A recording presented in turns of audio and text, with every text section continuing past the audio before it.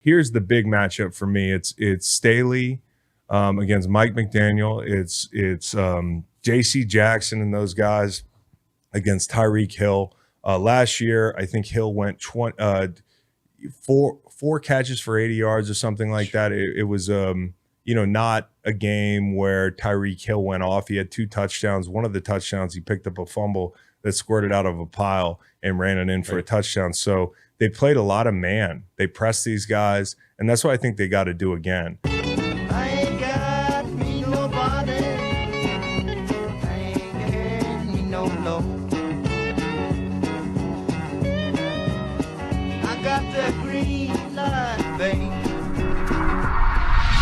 I can't wait. Big slate Sunday. We're trying to decide which game we're going to live stream. Keep an eye out for that. I think it'll probably be New England, Philly. It'll probably be the 4 p.m. games, which I kind of like it when they front load the ones and put a few 4s. Just run me over with football in the 1 o'clock slot. And then at 4, I can kind of do my notes and keep one eye on, back in the day, it would have been like Phillip Rivers trying to engineer a comeback around sundown, only to fall short. Those are the 4 p.m.s I like. Just a couple AFC West games and maybe one that I don't have to watch at all.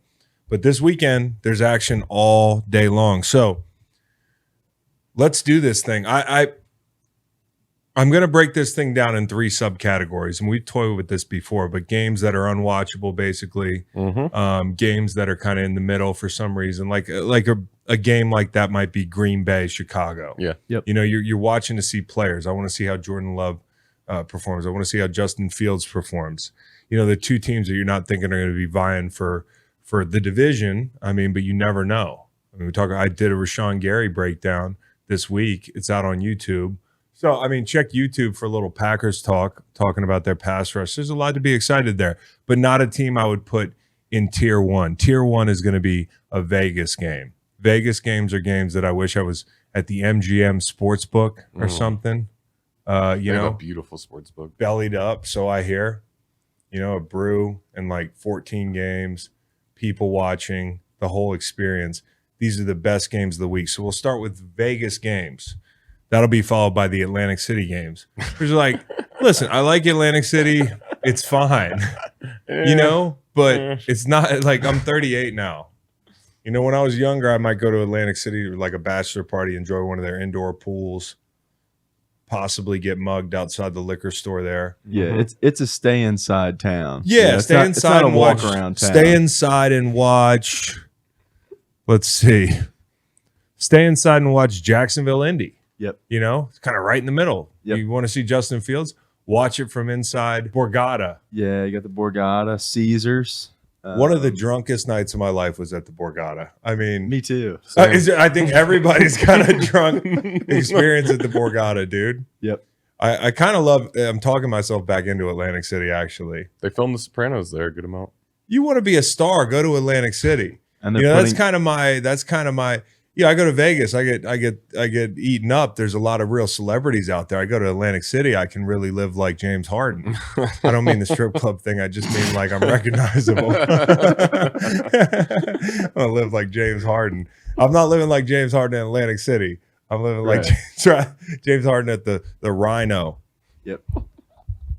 By the way, my wife knows I used to go to strip clubs a lot because in St. Louis, they're the only thing open after a game.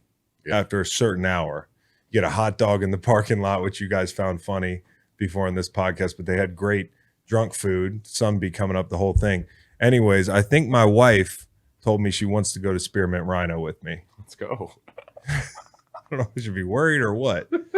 So anyways, we'll start with the Vegas games.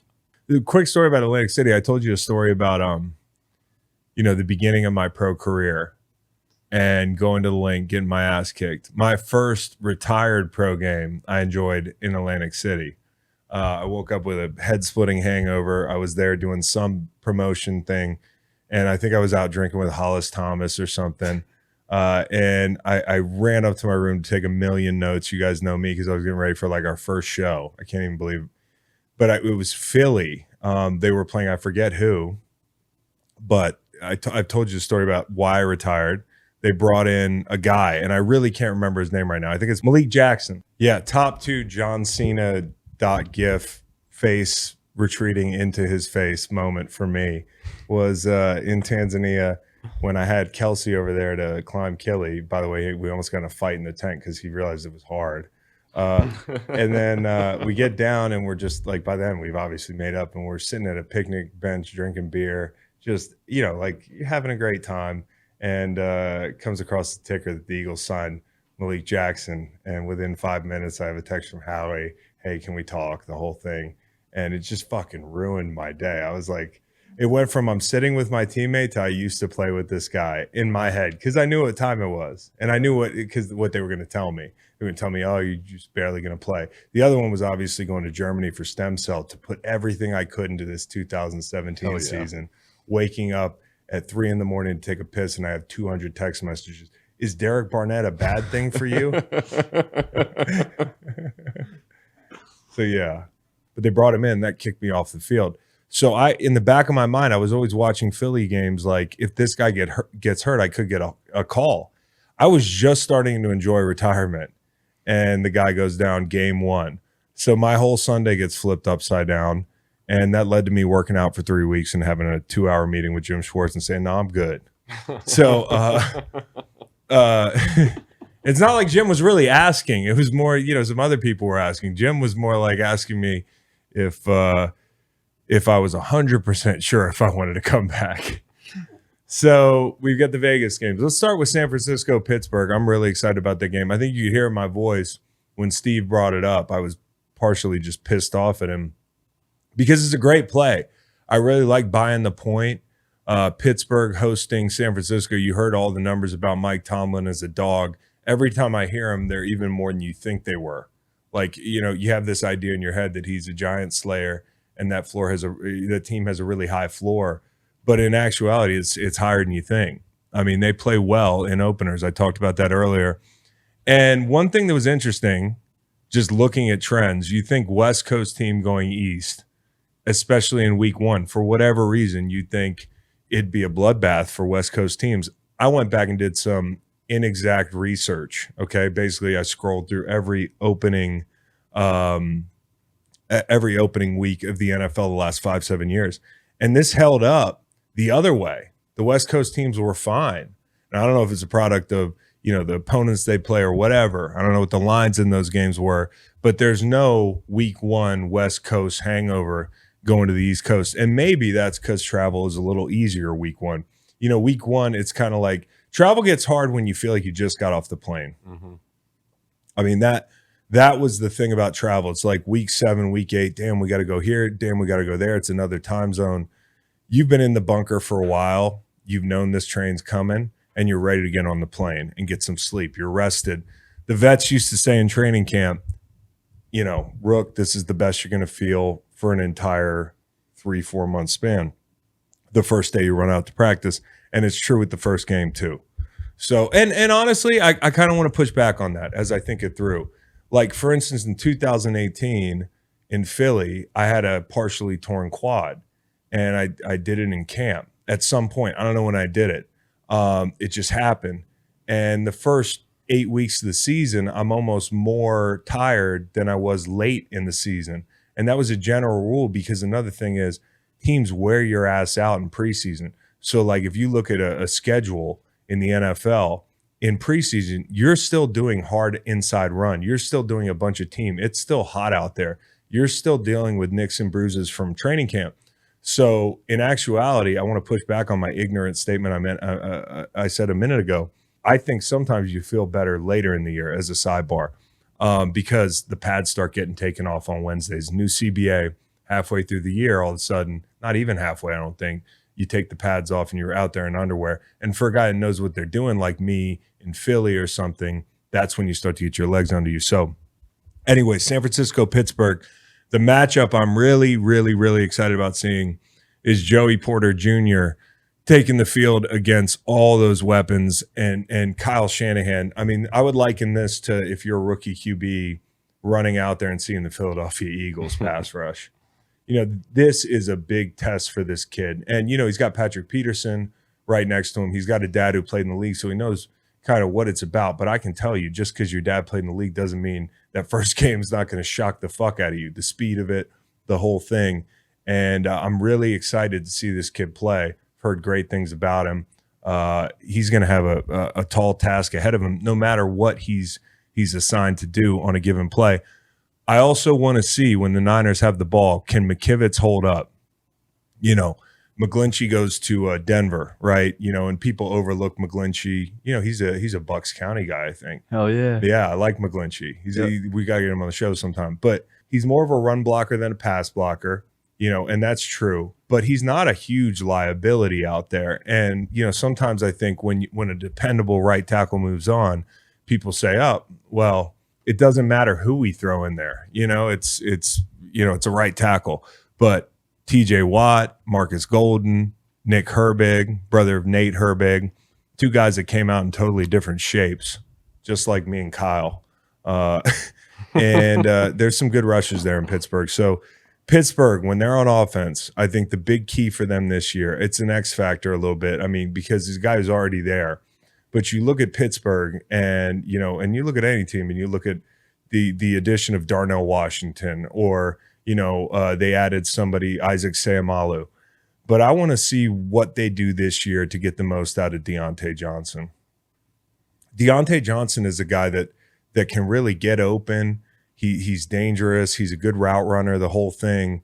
But he's had drops. He's been inconsistent at times. And they've had trouble getting him in the end zone. So if I'm Mike Tomlin, if I'm Matt Canada, I'm sitting in that room all offseason and I'm saying, hey, I forget the guys we just added. How are we going to get the most out of this guy this year? And with Lenore on him, if Ward is on Pickens, that could be a good game for him to get going. So I'd like to see more consistency out of him. I think Pittsburgh wins this game. I mean, I could be sitting here with egg on my face in a couple days, but I like their chances. And I had San Francisco win the Super Bowl, but it's week one. You never know what happens week one. Favor the dogs. Philly, New England. I wouldn't favor the dogs here, not in the sense that I think New England's going to win this game, but I saw a stat, and you guys at home can tell me I'm wrong, but I think in the last 23 games that a Super Bowl losing team has opened up, they've only covered the spread like 4 times. That's wild. It's a wild trend, if that's true, okay? But in general, and I read this, Super Bowl losers are 43% against the spread, 52% straight up. So take whatever sample size you want. It's always hard after you lose that game to come out there. I remember in 2018, we won the Super Bowl in 17. We come out there and we go down to Tampa, and Deshaun Jackson seemed to make it personal. And they were firing that fucking pirate cannon 5-6 times. It's 100 degrees, and we played terrible. So you just never know. And to go further, that year it took us 8-10 games to get going. We were 4-6 and ended up an Alshon drop away from being right back there. So it's not always easy getting out the gate. Now this team's better than we were by far. The question for me is what Bill Belichick's going to do. I mean, like, he's had an entire offseason, the entirety of camp. I'm sure he's working. He's a multitasker. He can coach ball. He can walk around, coach the O-line, coach the running backs, the whole thing. He can get the practice plan together, and he has 30 minutes at the end of each night to prepare for Jalen Hurts and the Eagles. So I think the big question is, a lot of people would say, myself included, you got the rushers, right? You think you have the rushers. And by the way, I'm really excited to see Lane Johnson and Matt Judon, because I take great pleasure in watching my buddy, who I think it's kind of crazy. He's arguably the best tackle. He's arguably the best player in the whole league. He's up there. I mean, people call me a homer, but him and Trent Williams, right? Right. You pick your poison, but it's the most highly demanded position outside of quarterback in the most popular sport in America. And my boy is that dude. And every time I get to watch him, it's Von Miller, it's whoever, it's Hunter, it's like, fuck, when he was practicing against, Cleveland, I was like, can you send me some you and Big Z doing one-on-ones? Because I just love to see Lane work. I want to see this matchup. I think it tilts towards Lane. I do. And but if you're New England, you think you got the rushers with Uche and those guys, you could say, hey, heat them up, man. Play coverage, heat them up. You got guys outside. I don't know what you're going to get out of Christian Gonzalez. You got Duggar in the middle. You feel good about the matchup on tight ends. But if you can rush 4 and beat this offensive line, which very few teams can do, if you think that, go ahead. He could also get kind of frisky and blitz these cats. Here's the thing about, heating up Jalen Hurts is obviously if you miss, you're going to miss big. But the last team that really did it, I feel like, was Tampa in that playoff game, which feels like 5 years ago, but it's not that long ago. And another thing that Tampa did, which was interesting, Nolan brought this up, was they attacked the mesh point, which is a really hard thing to do for a defensive end. It sounds simple. Okay, the read guy for you at home, the quarterback is reading a lot of times the end man on the line of scrimmage, that sort of thing. So the read guy in that situation will muddy the look by going right at the mesh, not declaring to one side or the other, trying to blow the mesh up, which does a couple things. It throws timing off, but it also makes the quarterback think about things because he might be getting hit. So when you look at attacking the mesh point, that's something, a wrinkle that Bill could throw in. I remember in St. Louis, they used to tell us to do it, and they made it sound really easy. Well, you got to be fast. You got to be able to get there. But Jalen does hold that mesh a little bit. So I'll be interested to see if he sprinkles some of that. The last time I think Philly played New England up there, I don't know if you remember this, but it was Malcolm Jenkins to the house on Tom Brady and Bradford over Brady. Right. That's how long ago I think it's been since they played up there. So, because I never played up there, not with Philly, preseason game. For New England, when they have the ball, you got Mac Jones and Bill O'Brien. Can't wait to see what that looks like for, good and bad reasons.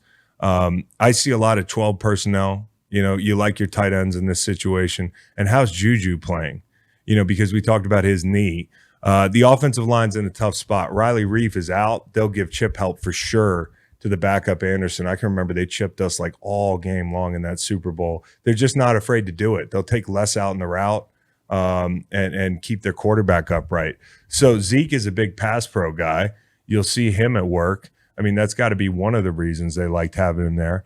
And I think if there's one guy that Bill's going to test, and I'm not saying he's going to pass this test or not, but, if you got a great rusher who might be a little light in the ass compared to the other guys, right, Hassan Reddick's going to get a lot of work. He's going to get a lot of looks, whether it's tight end across the formation, whether it's bunches, whether it's double teams, whether it's chips. I mean, the whole idea for a rusher is that you don't have a rhythm. That's what's going to throw Hassan Reddick off. So I think he's going to be that guy that Bill circles and says, we can't let him get going. Yeah, I'm hoping Jalen Carter takes over the game and I can get on the right track with this defensive rookie of the year. I feel real good about that bet. I feel real good about that bet. Okay, so New Orleans, Tennessee. I'm really excited about this game. I'm not real excited to bet it because I feel like in my head maybe I'm undervaluing Tennessee, but it's a 3-point line. That ain't much. Okay, so you would think with New Orleans at home, they might be laying a couple more points, but New Orleans, I think that the question is when they're on offense, if Christian Fulton is on Olave, there's going to be mismatches elsewhere. And how do they exploit those mismatches? Another thing is Tennessee not great against play action. I could see them trying to pound the rock a little bit, especially even though the teeth of this defense is a motherfucker. You got to stay with it. You got to stay with it. A shot or two could win a game like this. I don't know where the total lands, but to me, it's about establishing a rhythm and taking your shots, and Penning is going to be tested. Okay, he's a guy who's supposedly come along in pass pro. We'll see.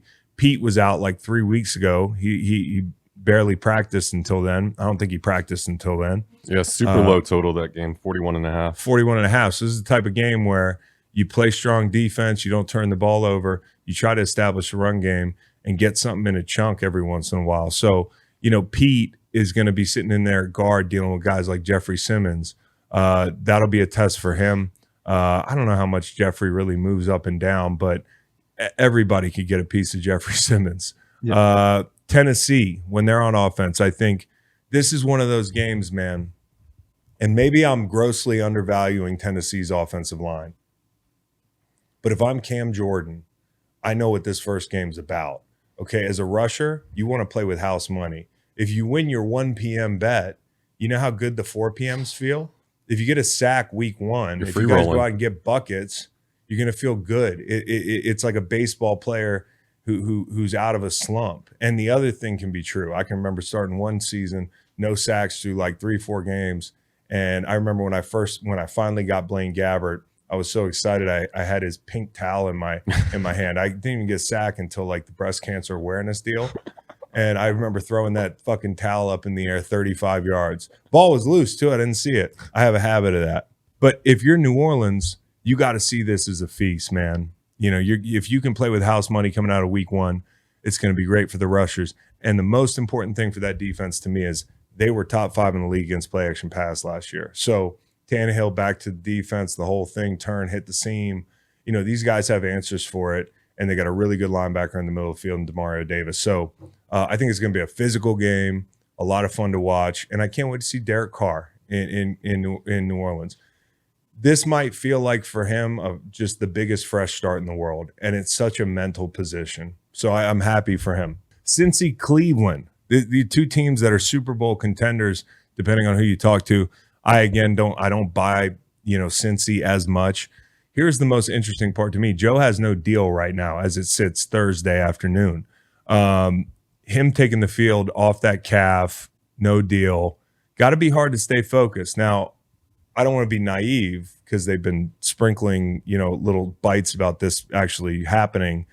They could be announcing it. It could be done. They could announce it Sunday morning. Joe takes the field much richer and everybody's excited. Honestly, if I was a coach, I might fucking announce some guy's big deal as long as there aren't 5 other guys up. Like if Khalil Mack and Gabe Jackson and Derek Carr are up, I'm not going to do that to Khalil Mack. Right. But everybody wants Joe Burrow there. That would infuse a lot of life into this team. Like their guy got paid.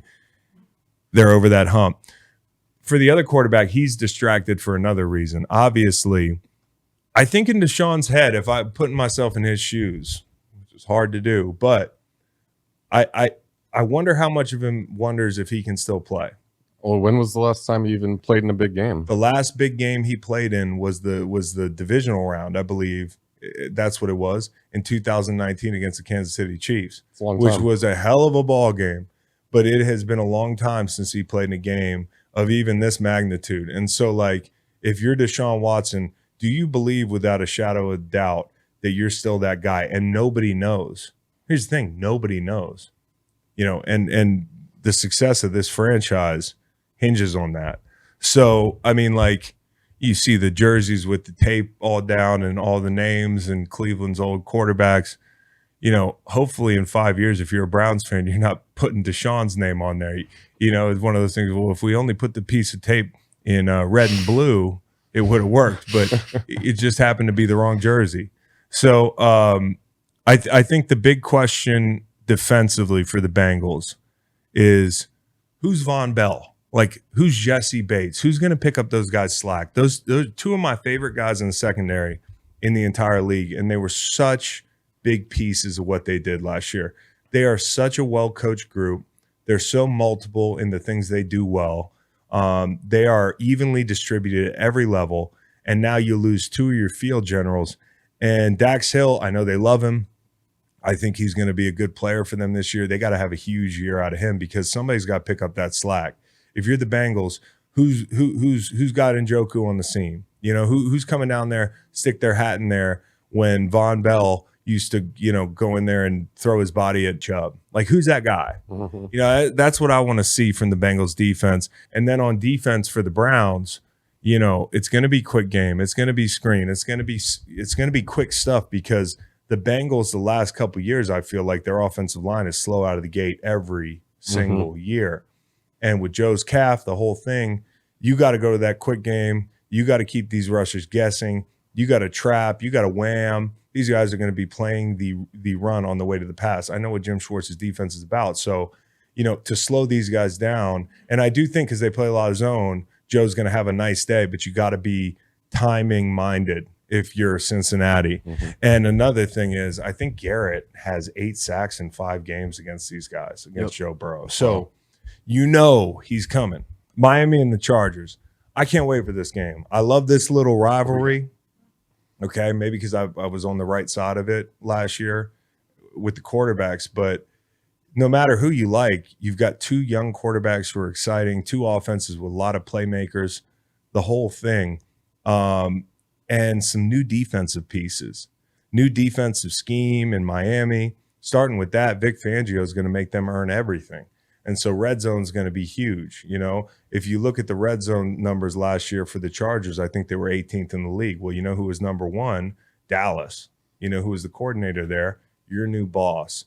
So they got to cash in when they get in the red zone because Fangio is going to make them earn shit. You know, it's just the way it is. And then you know, like Kohu's going to be on one of these fucking power forwards, just draped all over him like a JanSport. Yep. And I don't know if it's going to be Mike Williams or if it's going to be the new guy, Quentin Johnson from TCU, but they're all big guys. And so, you know, that size matchup and seeing, you know, the Chargers be more aggressive this year, presumably, how's that going to play out? And then a guy that's got to have a big game, you know, for a lot of reasons is Bradley Chubb. And I like Bradley Chubb, former Gods team member. But, you know, since Bradley Chubb left Denver, you know, that was a lot of pressure that was placed on him. I mean, there was a big haul. And when you're that guy, you feel it as a rusher. Being a rusher in the NFL is like being a power hitter in the MLB.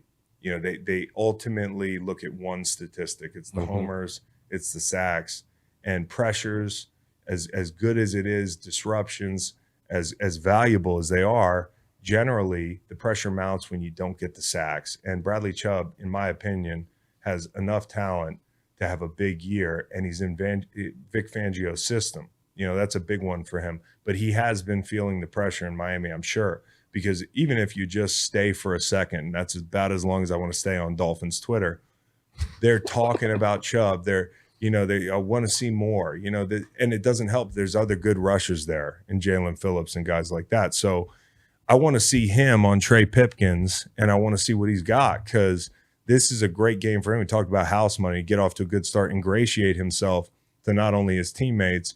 I'm sure they like him. I'm sure they're appreciative that he's there, but having a big game week one can really set the tone in a locker room and on defense. And also feel more legit with that contract, right? Yep. He got traded right away and he Yep. signed that big deal. So if Yep. he gets a couple buckets right off the jump, That's the thing. it's earned. You know when you're making a lot or when somebody gave up a lot for you, you feel it. I felt it every game I played in St. Louis. A high pick or I'm getting paid a lot. This guy, they gave up a huge haul for him, and they're trying to win a Super Bowl. So you don't want to be the reason that you can't complete that roster or the like. So anyways, here's the big matchup for me. It's Staley against Mike McDaniel. It's J.C. Jackson and those guys against Tyreek Hill. Last year, I think Hill went four catches for 80 yards or something like that. It was you know, not a game where Tyreek Hill went off. He had 2 touchdowns. One of the touchdowns, he picked up a fumble that squirted out of a pile and ran it in for a touchdown. So they played a lot of man. They pressed these guys, and that's what I think they got to do again. Now, you could try to keep them guessing and sprinkle some other shit in because they're looking at that tape too, but Tua taking shots wasn't the answer. You know, that's what they tried to do. They just tried to, you know, take their shots, get guys open down the field, because they were pressed up and take advantage of that fact, but they couldn't. And that bodes really well for the Chargers defense. They also got frustrated with time of possession. You know, that's another thing. Like you could see it with Tua. Like he'd sit for a while, get back out there, make some mistakes. They'd be off the field quick. Miami's got to establish a run game. You know, that's a big one. They got to establish a run game in this game if they want to win this game on the road. So the other big one, there's one more, Dallas and New York. This is a Vegas game. Sunday night. It's 2 of America's finest teams when it comes to people that show up and show out on the Nielsen ratings. It's also, you know, 2 good football teams in the NFC right now. I think people overlook the Giants a little bit, myself included. But Dallas is kind of the class of the NFC right now. They're one of those teams. So, you know, last year we got 2 incomplete games out of this team. I want to see both teams at full strength week one. You had Cooper Rush in the first game. That was a close ball game. And then on Thanksgiving, they really shut Saquon down. I think he had 39 yards, okay? So they couldn't get going on the ground. And a lot of that probably had to do with 3 offensive linemen being down. So I want to see these 2 teams playing at full strength. Dallas had 169 on the ground in that second game as well. But Here's the big stuff for me. Evan Neal's got to remember that first game. Tank Lawrence had a hat trick. He almost had like 5 sacks that night. And a few of the good rushes he had were on Evan Neal. And he's come a long way since that game. That guy has developed a little bit. Can he go the route of Andrew Thomas? He's got the perfect guy on the other side of him to be like, hey, I've been where you've been. I remember last year we did a breakdown on Evan Neal, and I said he's going to have a long year. That doesn't mean he can't be a good player. It just means as a rookie, he had some things to work on.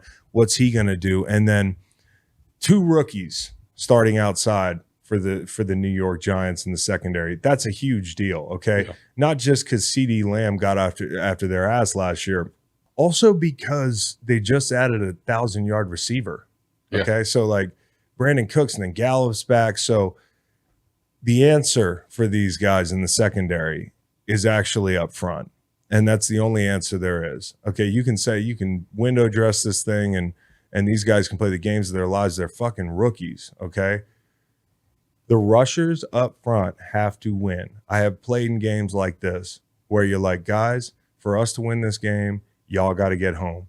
And so Kayvon Thibodeau, who's had some nice rushes in preseason, who's got some nice skills, has to take the second step this year. And this has got to be the game. Tyron Smith, you heard of him? He just got hurt. Yeah. Okay. And I'm assuming Dexter Lawrence is going to get double teamed a lot. Dexter's going to take up double teams. Ojulari can help. But I'm looking at Ojulari and Kayvon Thibodeau outside. Terrence Steele just got a big deal, right? You heard of him? Beat him. You know what I mean? This is the week. Everybody's watching this game. You got a chance to really – you want to make Pro Bowls? Right. Fucking everybody's watching this game. It takes one game. Go hit 3 dongs, okay?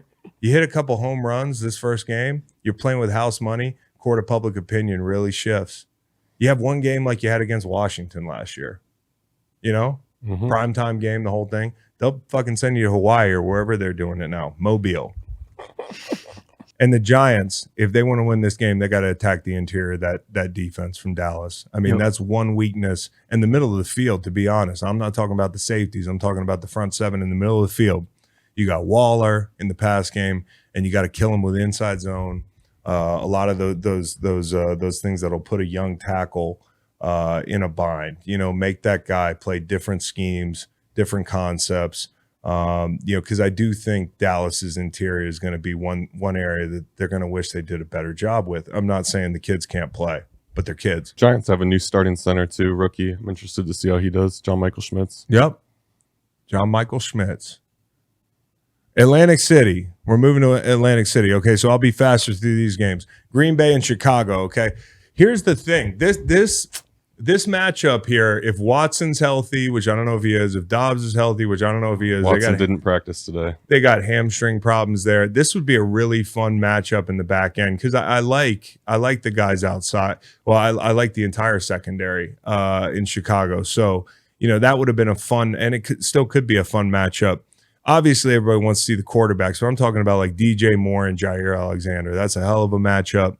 And Chicago's shuffled offensive line against this really talented defensive line. I talked about spotlighting them on YouTube. Check that out. But I also want to see why they were in the market for Jonathan Taylor. Is there something we're going to find out week 1? Probably not, but keep your eye on that. And, Justin Fields, who improved all last year, and again, like the best 4-13 team of all time, small sample size.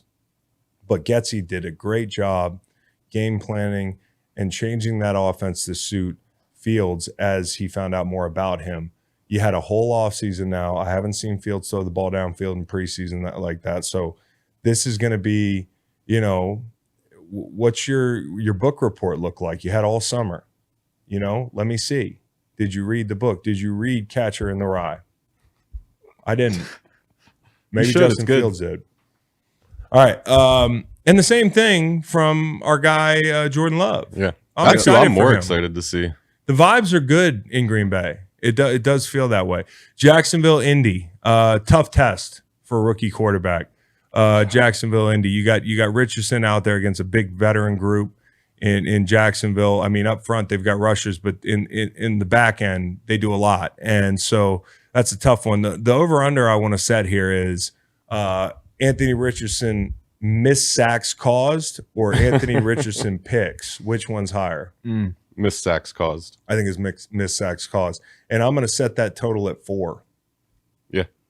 Now, I'm talking if anybody – yeah, 3. I'd take the over on that. I'll take over on 3. That's about all I got on that game. Carolina, Atlanta. A lot of good D linemen in this game. One reason to watch. Obviously Atlanta loaded up with a bunch of found pieces on defense. So how do they put that together? Bud Dupree, Calais Campbell, Onyemata, the whole group. And then obviously Brian Burns, who's not even stretching right now, but maybe he'll be stretching Sunday. We'll see.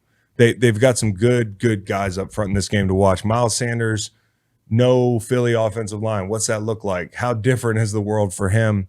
And who's the number 1 for Carolina? It's a lot of pressure on this kid Mingo. And if I was Bryce Young's coach, I'd be like, hey, we're taking the check down today. We're taking the check down until we figure this thing out. I would love to see him hit that back foot and deliver the ball all Sunday long. Just don't do anything that's going to get you shell shocked out there. Adam Thielen and DJ Chark missed practice today. Some more injury news. More injuries, more pressure man. So on Carolina, man, here's the thing with rookie quarterbacks. And I look back the past couple of years. I think a lot of how a guy's going to do early in his career is obviously predicated on the coordinator. It's funny. You can watch these games and be like, yeah, that's got that guy's fingerprint all over it. Because like Trevor Lawrence looked awful in some spots in that first game. I mean, he had 3 touchdowns, 3 picks. When you watched all his throws, he was spraying it all over the place. And, also the fact that I think he threw the ball 140 times the first 4 games of the season. So you don't want to end up in situations like that with Bryce Young. You got a really good coordinator, now head coach in Frank Reich, who I think is going to take good care of him. You look at like Mac Jones, his first game in New England, he was really efficient. People were raving about him. Well, Josh McDaniels knows how to coach ball offensively. And then you look at guys like Zach Wilson. Mm-hmm. He's Zach Wilson. He's Zach Wilson looking back. You're like, I know that guy. It's the same thing with the offense he was running. So you go down the list, go back. It's interesting to see how rookie quarterbacks that are picked in the top 5 to 10 fare their first week and what it tells you about their development or where they're going. One thing you could hang your hat on is at least Bryce Young is playing at Alabama, not somewhere like BYU. So he's seen big guys. He's seen big games. He knows what it's like to play in a pro kind of offense. And he knows what it's like to have the standard high. So now let's move to the gulag, which is like where you might catch me watching Tampa Bay, Minnesota. The only story there for me is that Mike Evans is a man of his word. I believe him when he says, hey, if I don't have a deal by, Sunday or Tuesday, he's good. And here's what I like about him.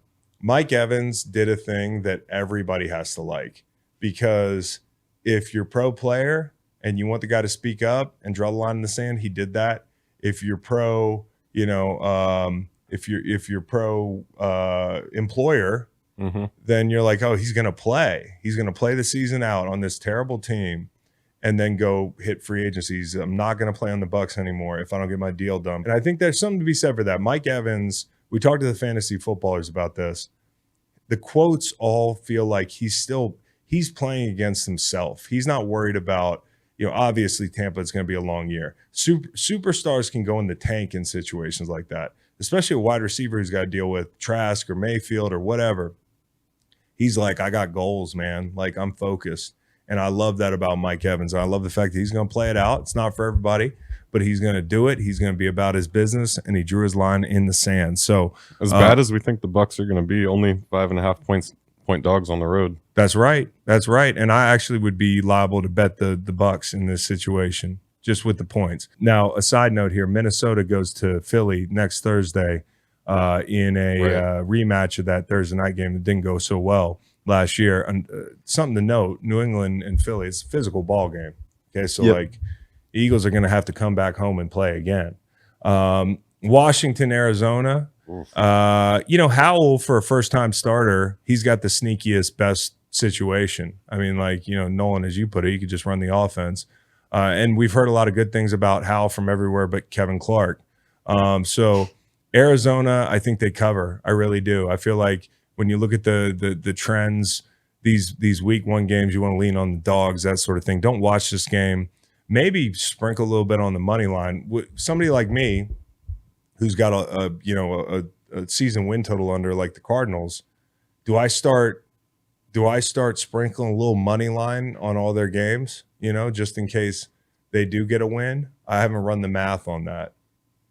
Yeah, you could hedge it a little bit at times, Especially because like all it takes is 4 wins. Yeah, I don't know how comfortable you feel betting on Josh Dobbs. No, I don't. But Josh Dobbs has done me right before. See Thursday Night Time Machine. Great immaculate grid guy. Yeah, yeah. Also the return to Chase Young. I want to see him play. I just want to see where he is. Lots been made of him. Caleb Williams. This thing matters every time we talk about the Cardinals or the Bucks. Saying, hey, his dad. Yeah. Say his dad's smart too. It's Really like, smart. This is a checkmate move. It's like, and I don't think he's bluffing either. Maybe if Arizona's picking one, he might say, I'm going back to USC to make $10-15 million. Yeah, it's not a bluff anymore because you can get paid probably more than your rookie deal. You have leverage, and somebody said it. Somebody should be like, hey, I'll come to Bama for $60 million. And then, stay for another year. Yeah. These players are in a really good position now business-wise. So I think Arizona, I kind of wonder if they're like, fuck, we got to try to win now or like look good losing. Like all of a sudden it's a little more complicated sticking and landing on this thing for somebody who's tanking. Seattle, LA, another team that might end up in the sweepstakes. McVay, though, 5-1 against the spread in week 1 matchups. Who's separating for them? I don't know. Like it's Cooper Kupp's out. I don't know any of the. Here's the one thing they have going for them. In Seattle, with all that crowd noise, Matt Stafford doesn't need to know anybody's name. It's all nonverbal communication. It's like, like I could be 3 feet from you. You're not going to hear me. Vegas, Denver, we already talked about that. How do we feel about it, Reed?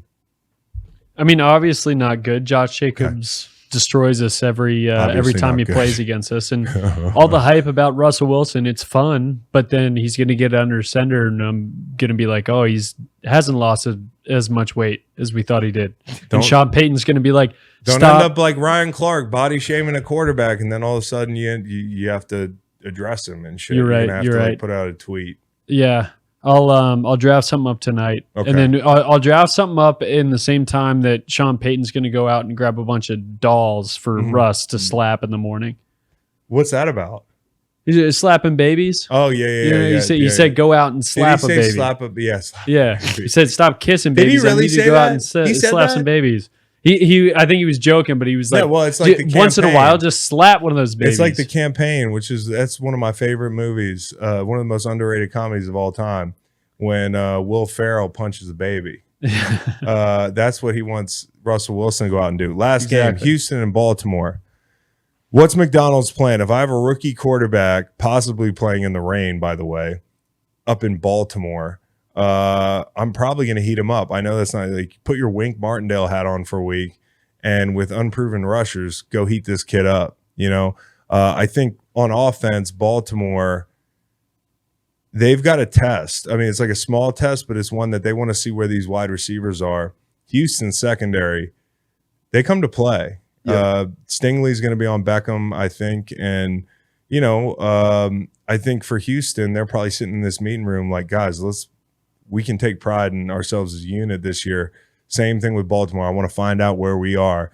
This is one to watch. And then the offense. What's it look like? The Ravens, totally different offense with Todd Monken. I want to see it. I want it to go well. And the Ravens dominate week 1 game. So if you were trying to bet a dog, I might stay away from this one, even though the line's huge. The Ravens have been really good in these spots. So Monday Night Football, yeah, we'll get to that on the Monday show. So, stay tuned for that. But happy hunting this weekend. It's here. We finally got something to talk about, something to do. So take care.